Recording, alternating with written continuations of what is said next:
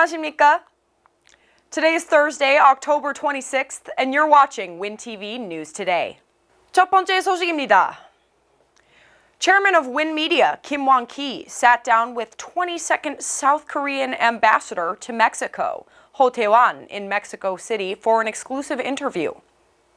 Ambassador Ho raved over the country's strong economic and cultural partnerships, pledging to do his best to cultivate their relationship. 대한민국은 1962년 멕시코의 수도 멕시코시티에 대사관을 오픈했습니다. 제22대 허태환 대사는 올해 1월 12일 대사로 지명돼 동월 25일에 아그레망을 받아 지금에 이릅니다. 그는 이 대사관에서 공사로 1년 재직한 적이 있어 한국과 멕시코의 급속한 발전 관계를 책임지고 다시 대사관에 부임하게 됐다고 밝혔습니다. 윈미디어 김왕기 회장이 주 멕시코 대한민국 대사관 허태환 대사를 만났습니다. 예, 저는 지난 금년 1월부터 주 멕시코 대사로 일하고 있는 허태환이라고 합니다. 저는 사실 7년 전에 멕시코 대사관에서 공사 참사관으로 1년을 근무를 한 적이 있습니다.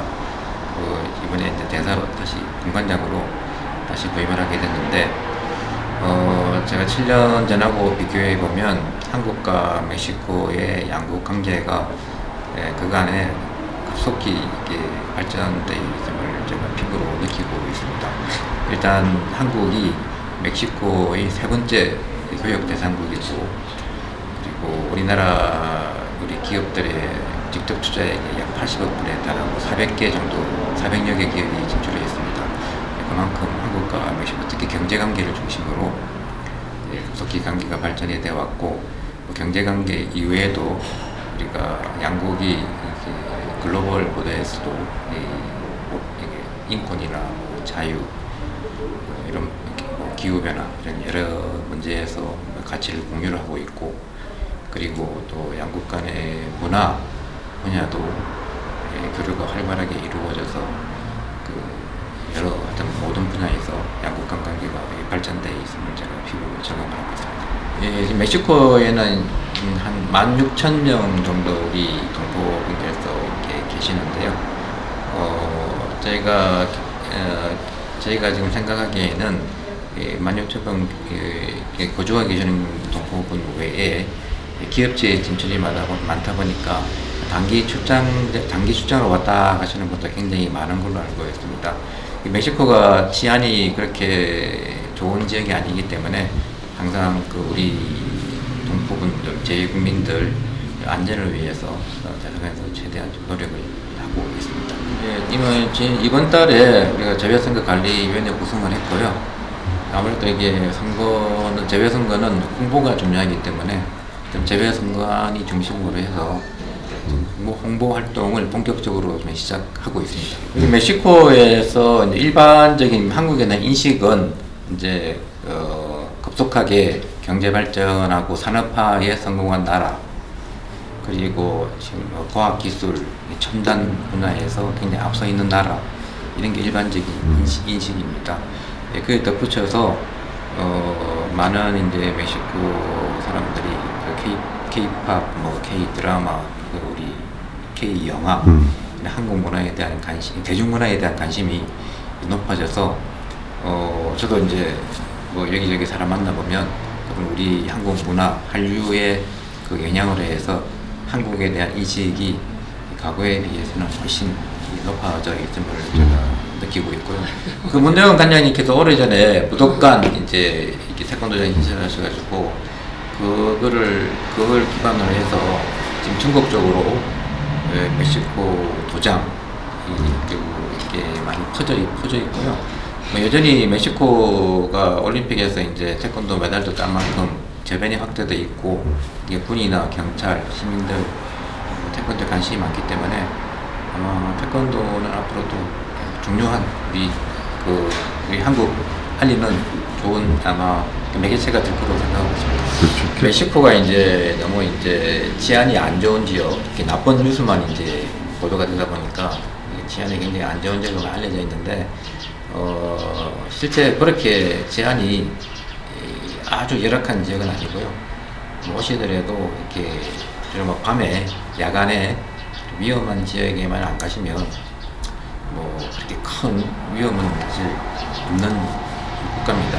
근데 혹시 이제 멕시코 방문 기간 중에 사건 사고 피해를 입으시면 우리 대사관 당직 전화로 주간에 당직 전화 연락하시면 저희가 오랜 기간 이렇게 재외국민 보호 활동 많이 있기 때문에 저희가 영사 조력을 충분히 제공을 해드릴 수 있습니다. 그래서 혹시 사건 사고 피해를 입으시면 대사관 당직 전화 연락을 주시면 저희가 최대한 도와드리도록 하겠습니다. 이 멕시코 대사로 있는 동안 최대 이제 숙제이자 과제가 이제 한국과 멕시코 간에 자유무역협정 FTA 협정을 체결하는 게 제일 큰 이제 숙제 중에 하나인데 여건이 쉽지는 않습니다. 이렇게 여기 멕시코 측에서 그냥 적극적인 입장이 아니기 때문에 쉽지는 않은데 하여튼 저희 임기 기간 중에 어떤 한 멕시코 FTA 문제는 최대한 좀 진전을 이룰 수 있도록 최대한 이렇게 최선을 다하는 게 제 지금 중요한 생각 중에 하나입니다. The Justice Department has reportedly turned its focus to the real estate commission sharing system that bakes in a 5 to 6% cut of the sale, which is split between the sellers and buyers' agents. Critics contend, however, that this system, largely unique to the United States, pushes up the overall prices of homes. 연방법무부는 일반적으로 셀러가 판매가의 5, 6%를 중개인과 구매자의 중개인이 나눠 갖는 부동산 수수료 공유 시스템에 초점을 맞추고 있다는 소식입니다. 연방 독점금지법 집행자들은 수년간의 조사 끝에 소송을 진행할지 여부를 결정할 것으로 보입니다. 부동산 업계의 이런 수수료 공유 관행은 미국에만 있는 독특한 구조로 특정 지역에서 판매 가능한 부동산을 집계하는 여러 리스팅 서비스에 대한 협회의 통제로 유지되고 있습니다. 이 리스팅 시스템을 사용하려면 셀러가 바이어의 에이전트에게 보상을 제공해야 하는데 일부 부동산 관계자들은 이 시스템이 주택 가격을 부풀린다고 주장하고 있는 추세입니다. 내년 초 일리노이주 재판에서는 소송을 제기한 원고가 400억 달러에 달하는 배상금을 요구하고 있는 것으로 알려졌습니다. 또 미조리주에서도 2건의 반독점 집단 소송이 진행 중이며 소송의 원고 측 수석 변호사인 마이크 캐치마크는 인터뷰에서 수수료 공유 구조는 담합에 해당한다며 전미 부동산인 협회에서 책임져야 할 날이 다가오고 있다고 말했습니다. 윈TV 뉴스투데이입니다. At least 18 people were killed in a mass shooting at a bowling alley and nearby bar in Lewiston, Maine on Wednesday evening.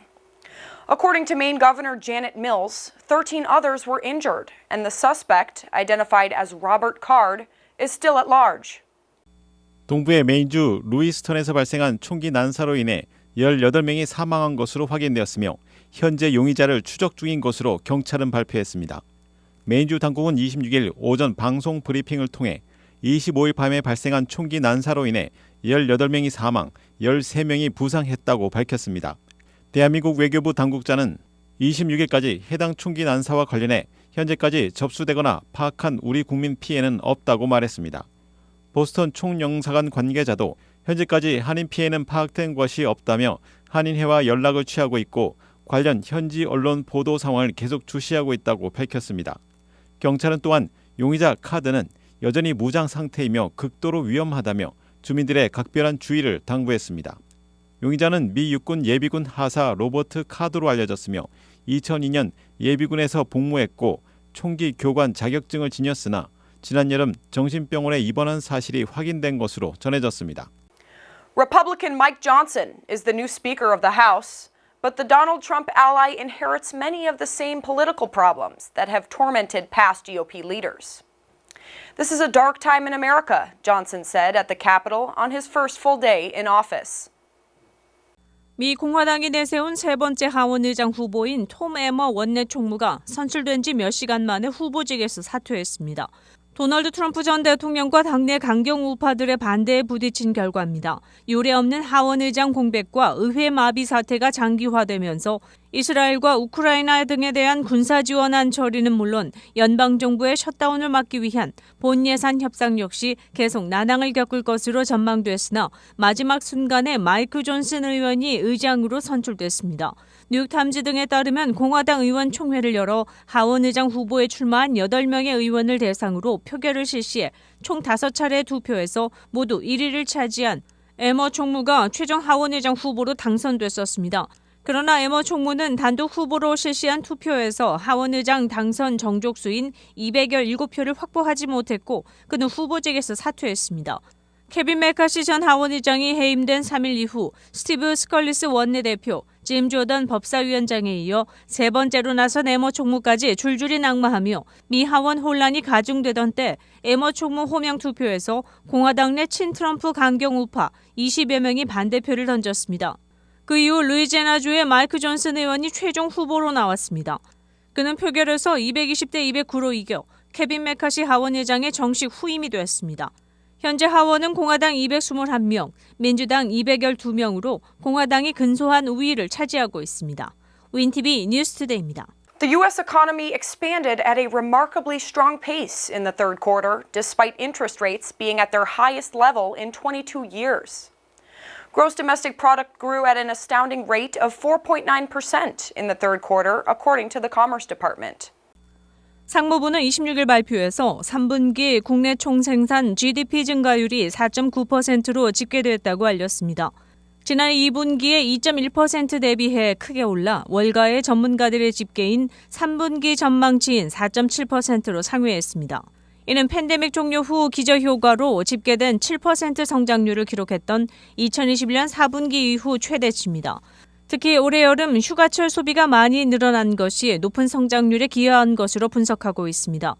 개인 소비 증가율은 4% 증가해 2분기 증가율 0.8% 대비해 큰 폭으로 상승했고 성장률 기여도도 2.69%포인트를 기록했습니다. 통화긴축 조건들이 장기화되면서 소비 둔화도 예상됐지만 실제 지표에서는 소비가 오히려 큰 폭으로 증가했습니다. 그렇지만 이 성장세는 오는 4분기와 상반기에 둔화해 침체 가능성을 보고 있습니다. 고금리와 고물가 환경 속에서 소비 지표가 계속해서 좋을 수는 없다는 것이 전문가들의 의견입니다. 경제조사 단체 컨퍼런스 보드는 미국 경제가 내년 초부터 짧은 침체가 예상되며 연간 성장률은 올해 2.2%를 기록하고 내년엔 0.8% 하락으로 전환할 것으로 내다보고 있습니다. 윈티비 뉴스투데이입니다. A resolution aimed at designating November 22nd as Kimchi Day has been set to the floor of the U.S. House of Representatives, according to a Korean American Heritage Museum on Wednesday. This would be the first federal-level recognition of Kimchi Day in the United States, should the resolution be adopted. 미국에서 11월 22일을 공식 김치의 날로 지정할 예정입니다. 25일 알려진 바에 따르면 연방하원 감독위원회가 김치의 날 결의안을 오는 12월 6일 본회의에 올려 채택하기로 했습니다. 연방정부의 감독위원회는 정부의 공휴일과 기념일에 대한 안건도 관장합니다. 김치의 날 결의안은 한국계 공화당 소속 영김 의원의 본회의에서 내용을 발표하는 형식으로 채택되며 표결 과정은 필요 없는 것으로 알려졌습니다. 영김 의원은 의회에서 발표할 결의안에는 김치에 대한 고유성과 한미동맹 70주년에 맞춘 한인사회의 미국에 대한 공헌 등의 내용이 담겨 있습니다. 김치의 날은 지난해 연방 차원에서 공식 기념일로 지정하려는 결의안이 발의됐지만 회기 만료로 폐기됐었습니다. 김 의원과 함께 초안 작성부터 개별 의원 설득까지 채택 작업을 주도한 미주 한인 이민사 박물관은 양당 지도부가 한인 사회에 대한 감사의 의미로 표결 없이 채택되도록 한 것이라고 설명했습니다. 소식통에 의하면 미 의회에서 채택하는 결의안의 경우 법적인 구속력은 없어 상원이나 하원 한 군데서만 의결돼도 효력을 가진다고 설명했습니다. 한인 이민사 박물관은 김치의 날 결의안 채택에 맞춰 12월 6일 워싱턴 DC 연방의사당 레이번 빌딩 캐넌 코커스룸에서 김치의 날 제정 기념 행사를 열기로 했습니다. 윈티비 뉴스투데이입니다. The state of Illinois is considering phasing out their hard case toll transponder, known as the iPass, to stickers starting next year. Officials reportedly said the switch could provide significant financial benefits to both the state and customers. 고속도로를 달릴 때 톨웨이의 통행료 지불 시스템인 플라스틱 형태의 일리노이 톨웨이 아이패스 트랜스폰더가 스티커 형태로 변경될 가능성이 제기됐습니다. 일리노이 톨웨이 이사회는 최근 회의에서 아이패스 트랜스폰더를 기존 플라스틱 형태에서 스티커로 변경하는 방안에 대해 논의했습니다. 신속한 추가 논의를 통해 변경안을 통과시키고 내년 초부터는 배포 가능하게 할 예정입니다. 톨웨이 이용 요금은 기존과 같으며 다만 기존 트랜스폰더를 스티커 형태로 변경하면 제조 원가를 절약할 수 있습니다. 스티커는 트랜스폰더보다 부피가 작고 얇아 운전자 시야를 방해하지 않는다는 지적입니다. 캘리포니아 오렌지 카운티에서는 스티커 형태의 톨웨이 트랜스폰더를 2019년부터 사용해오고 있는 것으로 알려졌습니다. 스티커 형태의 트랜스폰더는 한 번 차량에 부착 시 다시 다른 차량에 부착하기는 어렵습니다. 낮은 단가로 인해 스티커를 재구입해서 새 차량에 부착할 것이 권고됩니다. 일리노이 아이패스는 주로 일리노이 동남부의 19개 주에 걸친 톨웨이에 이용 가능합니다. 윈TV 뉴스투데이입니다.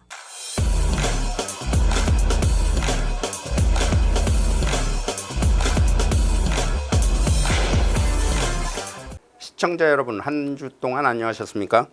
시사전망 이전봉입니다. 오늘의 이야기는 자원봉사입니다.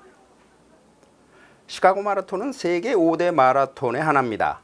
매년 10월에 열리고 있습니다. 올해는 제45회째로 5만여 명이 참가한 전 세계 러너들의 축제의 장이었습니다. 쌀쌀한 초가을의 날씨여서 일찌감치 기록 경신이 점쳐지고 있었습니다.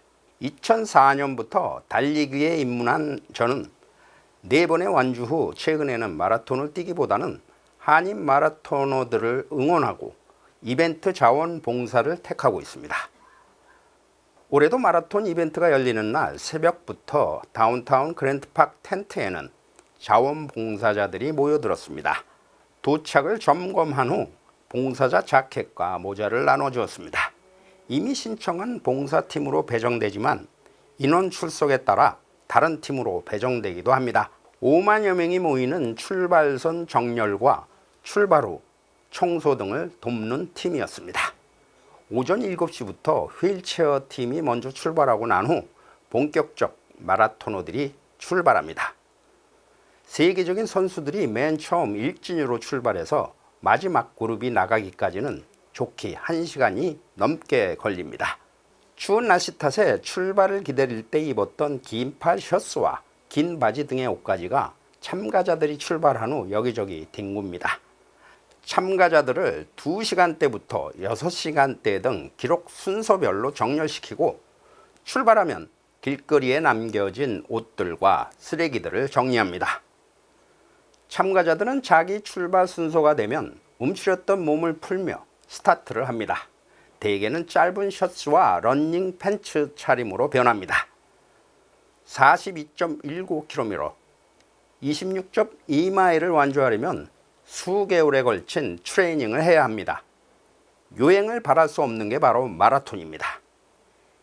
연습한 만큼 결과가 나오기 때문입니다. 출발선 자원봉사가 끝난 후 미시간길을 거쳐 마라톤 코스 각 도로변은 마라토너를 응원하는 사람들이 가득했습니다. 대회를 중계하는 힐턴 호텔의 미디어 센터를 들렀습니다. 벌써부터 선두 그룹의 스피드가 이전 세계 기록과 비슷하다는 소식이었습니다.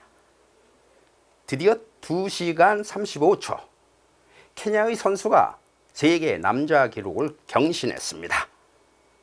미디어 센터의 각국 기자들도 환호성을 질렀습니다. 여자 선수 또한 2시간 11분대로 코스 기록을 세웠습니다. 잠시 후 경기를 마친 두 우승자가 미디어 센터에 들러 직접 기자회견을 했습니다. 마라톤에 입문하고 20여 년이 지났지만 시카고 마라톤에서 이렇게 세계 신기록이 나오고 그 선수들과 인터뷰를 하는 현장에 있다는 게 잠옷 보람이 느껴졌습니다. 예전에는 지쳐있는 선수들을 위해 마지막 코스를 같이 뛰어 골인 지점까지 가기도 합니다. 시카고 한인 마라톤 클럽의 주자들도 모두 완주하며 기염을 토했습니다. 대부분 4시간에서 6시간 안에 결승선을 끊었습니다. 수년 전 기온이 100도를 넘어 뛰던 기억도 새로웠습니다. 완주한 한인들 표정도 한결같이 밝았습니다.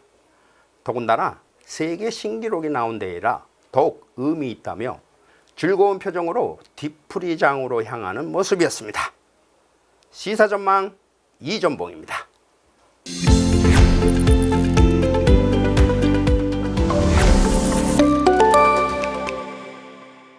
연방행정부가 전문인 취업 비자인 H-1B 신청 자격 강화 제한을 내놨습니다. 최종 확정은 아니지만 진행될 경우 전문직 취업 비자의 문이 대폭 줄어들 것으로 예상하고 있습니다.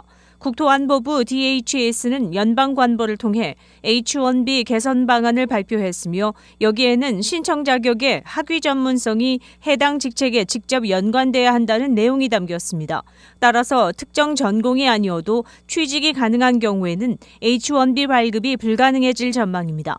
또한 H-1B 추첨 시스템도 청원 기업이 아닌 비자 수혜자 중심으로 바뀌어 중복 지원을 걸러낼 것으로 보입니다. 그렇지만 새롭게 추가된 내용에 의하면 창업자에게 H-1B 비자가 허용될 예정입니다. 기존에 청원자는 고용인, 수혜자는 직원이어야 한다는 내용을 삭제해 창업자의 H-1B 신청이 가능해질 예정입니다. 또한 미국 유학 후 많은 졸업생들이 진행하는 졸업 후 현장 실습, OPT 프로그램을 연장해주는 캡갭 종료 시한도 연장됩니다. 기존 연장 시점은 9월 30일이나 H-1B 수속 기간 지연을 고려해 4월 1일까지 연장하는 내용도 포함됐습니다. 윈TV 뉴스투데이입니다. 뉴스를 마칩니다. 시청해주셔서 감사합니다. Thank you for watching, and we'll see you next time on WinTV News Today.